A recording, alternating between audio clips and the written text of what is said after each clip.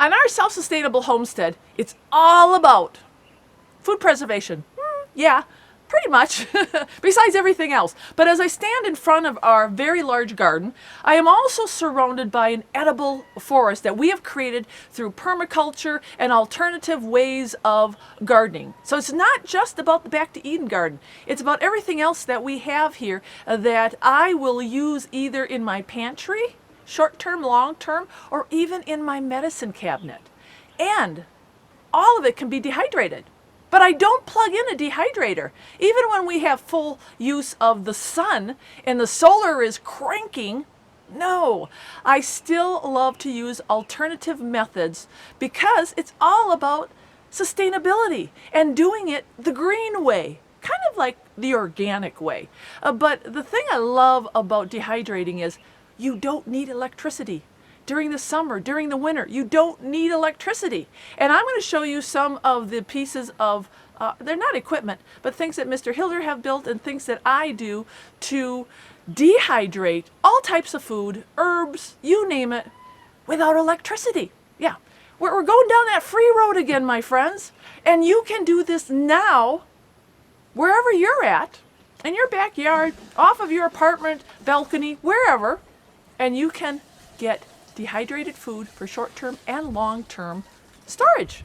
Okay, let's go and I'll show you some of the things that I use to dehydrate that won't cost you anywhere near an Excalibur dehydrator. Now here's a project that anybody can do. Recycle, repurpose, scrap wood. That's it. The first year that we moved out here, Mr. Hilder built me this dehydrator.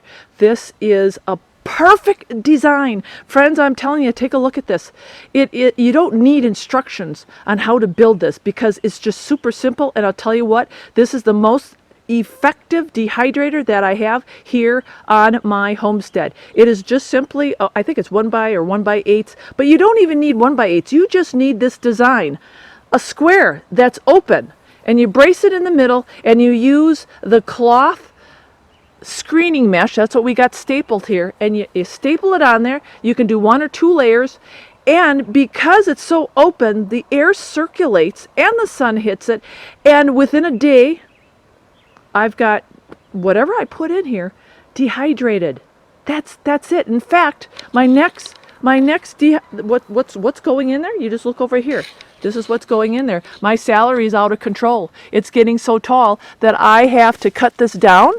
And what am I going to do? I'm going to dehydrate it in this dehydrator. And I'm going to do a video on it, and you'll see how fast and easy and effective this design is. So take a look at it. Do a mental picture. You can use old scrap wood. Doesn't cost you anything except for the screen that you'll have to purchase like at Home Depot or any hardware store. Another idea for a dehydrator. This one's a little bit smaller, and I do it usually for my herbs and my medicinal plants. It is just a little square design with the same type of screen around it. But this fellow who actually built it for us put little slots in there so I could have pull-out trays. And this is so old. You can see I got my little plastic is falling apart here. But I already have some dried basil in there, and I dried some of my medicinal herbs the other day. This is a great design. It's small, same thing. It helps the air circulate, and these trays are awesome. So if you have somebody in your family who is really handy, take a look at this design. And it's got like a little door with a little latch on it. It really works well. I like it.